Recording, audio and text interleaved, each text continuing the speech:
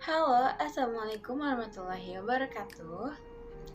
Kami dari Prodi D4, jurusan Teknik Radiodiagnostik dan Radioterapi, Poltekkes Kemenkes Jakarta 2.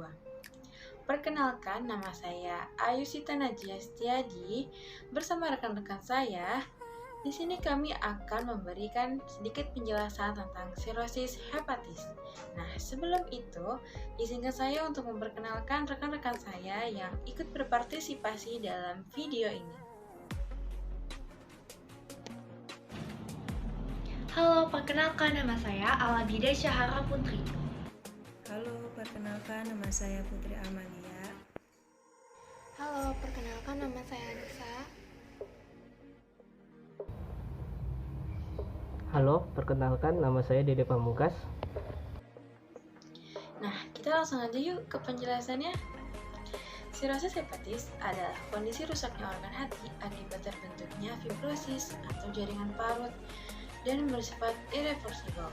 Jaringan parut ini terbentuk akibat penyakit hati yang berkepanjangan, misalnya karena infeksi virus hepatitis atau kejadian alkohol, sehingga terjadinya kerusakan pada sel-sel hati. Perubahan struktur yang terjadi pada sirosis ini mengakibatkan fungsi hati menjadi tidak normal. Sirosis terjadi sebagai respon terhadap kerusakan pada hati ketika sel-sel hati berusaha untuk memperbaiki diri dan dalam prosesnya itu membentuk jaringan parut. Fibrosis itu apa sih? Fibrosis adalah peradangan yang terjadi pada suatu organ dan akan direspon oleh yang namanya jaringan parut. Jaringan parut inilah yang akan menimbulkan penebalan-penebalan pada suatu jaringan. Ketika hati sedang mengalami peradangan dalam jangka waktu yang lama, maka hati akan mengalami luka. Dan luka tersebut akan merusak si organ hati, di mana kerusakan itu tuh yang nantinya akan membuat hati menjadi fibrosis tadi. Terjadinya penumpukan penebalan jaringan pada organ hati. Nah, di sini itu ada contoh dari sketsa dari organ hati. Nah, di situ tuh kalau misalnya bisa kita lihat, di situ ada bintik-bintik yang berkumpul. Itu tuh namanya sel-sel hati yang masih hidup. Nah, ketika hati mengalami cedera atau rusak, sel-sel hati itu akan mulai berkoloni atau berkumpul, membentuk nodul-nodul regeneratif yang bisa disebut sebagai sel-sel hati yang masih hidup tersebut. Nah, dengan adanya nodul-nodul regeneratif ini menjadi salah satu tanda kita bisa membedakan bahwa seseorang itu terkena sirosis. Nah, di sini juga kita bisa lihat bahwa jaringan yang berwarna biru itu tuh disebut jaringan parut. Nah, jaringan parut itu terletak di antara nodul-nodul regeneratif. Nah, kita juga bisa lihat di sini bahwa organ hati yang terkena sirosis itu akan cenderung lebih bergelombang dibanding dengan organ hati yang normal. Nah, selanjutnya kita akan membahas tentang etiologi dari sirosis hepatis. Sirosis hepatis terjadi akibat kerusakan hati dalam jangka waktu yang panjang yang dapat dipicu oleh beberapa faktor. Nah, penyebab yang pertama yaitu dari virus hepatitis B dan hepatitis C. Apabila virus tersebut sudah menginfeksi organ hati, maka akan terjadi hepatitis yang kronik dan menyebabkan sirosis hati. Selain virus, terdapat juga alkohol. Nah, ketika seseorang mengkonsumsi alkohol yang berlebihan, itu dapat menyebabkan luka pada sel-sel hati. Segala jenis peradangan yang terjadi pada sel hati itu akan menyebabkan luka pada hati yang serius, sehingga hati itu bersifat irreversibel atau sudah dipenuhi oleh jaringan-jaringan parut. Di sini saya akan lanjut menjelaskan tentang patogenesis sirosis hati. Seperti kita lihat pada gambar ini, di mana mikroskopis jaringan sirosis yang tampak adalah sekelompokan dari sel-sel parenkim hati. Akan tetapi di sini kita tidak melihat adanya struktur pembuluh darah maupun struktur epidermis. Hal lain yang tampak jelas di sini adalah terkumpulnya atau terbentuknya jaringan ikat fibrosis yang begitu luas. Telah disebutkan sebelumnya bahwa fibrosis merupakan salah satu karakteristik yang khas dari proses sirosis hati. Terjadinya proses di dalam hati ini diperankan oleh suatu jenis sel di dalam hati, yaitu sel stellata. Sel stellata ini berada di celah dise. Fungsi sel stellata ini adalah membantu perkembangan dari hati. Kemudian di dalam sel stellata ini terdapat banyak cadangan lemak yang isinya mengandung vitamin A, sehingga berperan dalam metabolisme retinol. Kemudian sel ini juga berfungsi sebagai sekresi berbagai regulator, baik itu growth factor, neutrofil, dan mediator lain seperti endotelin 1 berfungsi untuk mengatur peranan pembuluh darah dalam proses inflamasi.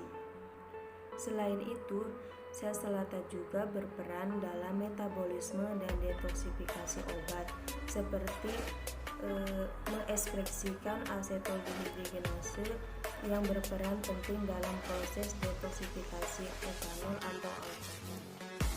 Namun pada dasarnya, pada kondisi yang normal, sel stellata ini memiliki metabolisme yang kurang atau Wiener. Akan tetapi pada kondisi kerusakan hati yang kronis di mana terjadi proses peradangan atau inflamasi yang terus-menerus, peradangan ini akan mengaktifkan sel stellata. Sel stellata yang aktif akan menyebabkan beberapa perubahan pada hati. Sel ini akan merangsang proliferasi atau pertumbuhan myomikroblas yang berperan penting dalam pembentukan jaringan parut atau fibrogenesis. Kemudian sel stellata yang aktif ini akan aktif berefikasi atau berkembang biak, sehingga akan memenuhi celah di sel karena mengaktifasi fibrogenesis. Maka celah di sel akan dipenuhi oleh serat-serat kolagen, akan mempengaruhi endotel kapiler di hati dan merubah struktur kapiler.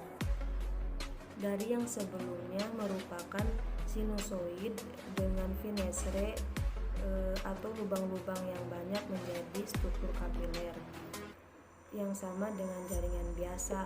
Hal ini akan mengganggu pertukaran antara darah dengan hepatosit serta akan menyebabkan peningkatan tekanan darah di sistem vena porta sehingga menyebabkan hipertensi.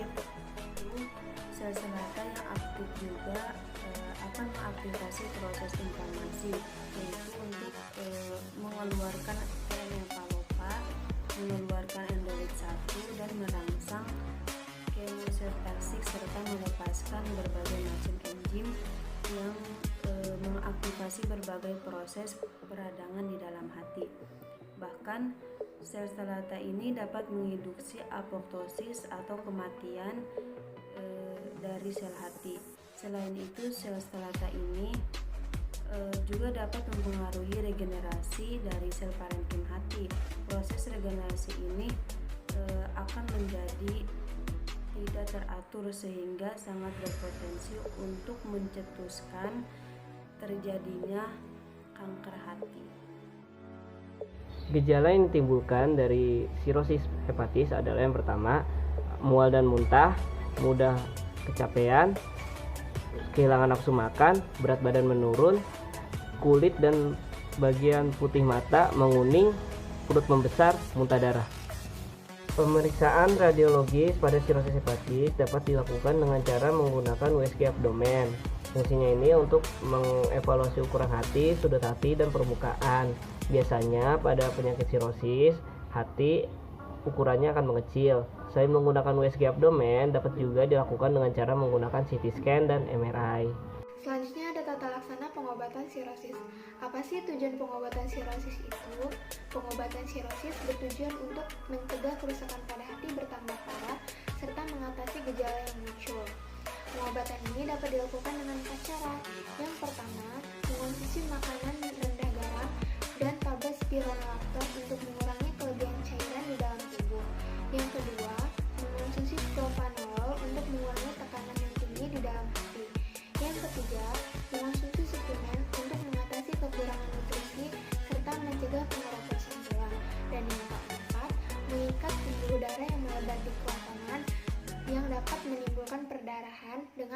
mikroskopi.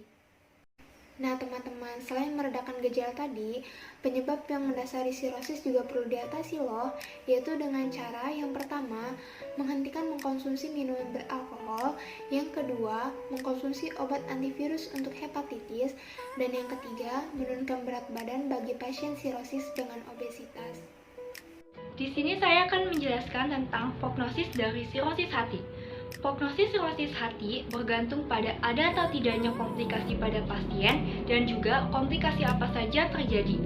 Untuk menentukan perhitungan mortalitas 1 tahun, maka biasanya ditentukan dengan metode Schwarzschild-Pugh. Schwarzschild-Pugh itu sendiri adalah suatu sistem penilaian klinis yang bertujuan untuk menentukan kelas atau derajat atau grade dari sirosis hati. Skor ini dihitung dengan mempertimbangkan tanda-tanda klinis seperti asites atau pembengkakan pada perut akibat adanya akumulasi cairan. Kemudian ada encephalopathy hepaticum atau kondisi yang merujuk pada perubahan kepribadian, psikologis, dan sistem syaraf pada manusia yang mengalami masalah pada hati akibat adanya kadar amoniak yang terlalu tinggi dalam darah dan juga otak. Di samping tanda-tanda klinis, ada juga parameter terukur, seperti jumlah bilirubin, albumin, dan waktu koagulasi. Di sini adalah contoh tabel dari sistem penilaian Schwarzschild-Pugh. Bisa kita lihat, jika encephalopathy dan asitesnya dia tidak ada, maka dia poinnya 1, jika ada poinnya 2, dan jika ada, kemudian keadaannya sudah parah, maka dia poinnya 3. Kemudian untuk bilirubin, jika jumlah bilirubin dalam tubuh kurang dari 2, maka dia poinnya 1. Jika jumlah bilirubinnya 2-3, maka dia poinnya 2. Dan jika jumlah bilirubinnya sudah lebih dari 3, maka dia poinnya 3. Kemudian untuk albumin, jika kadar albumin dalam darahnya lebih dari 3, maka dia poinnya 1. Jika jumlah bilirubinnya 2,8-3,5, maka dia poinnya 2. Dan jika kurang dari 2,8, maka dia poinnya 3. Kemudian, poin-poin tersebut diakumulasikan sehingga akan menentukan kelas atau derajat dari sirosis hepatis pasien. Untuk jumlah poin 5-6, dia termasuk ke dalam kelas A, di mana sirosis hepatis masih belum terlalu parah dan masih bisa dapat disembuhkan. Kelangsungan hidup 1 tahunnya 100% dan kelangsungan hidup 2 tahunnya 80%. Kemudian, jika jumlah poin yang didapatkan 7-9, dia termasuk ke dalam kelas B, di mana ini sudah termasuk parah, kelangsungan hidup 1 tahunnya 80% dan kelangsungan hidup 2 tahun ke depannya 60%. Kemudian yang terakhir, jika jumlah poin yang didapatkan 10-15, maka dia termasuk ke dalam kelas C, di mana ini keadaannya sudah sangat parah. Kelangsungan hidup tahunnya hanya 45% dan kelangsungan hidup untuk 2 tahun ke depannya hanya 35%. Baik, cukup sekian dari pemaparan kami. Kurang lebihnya mohon maaf. Wassalamualaikum warahmatullahi wabarakatuh.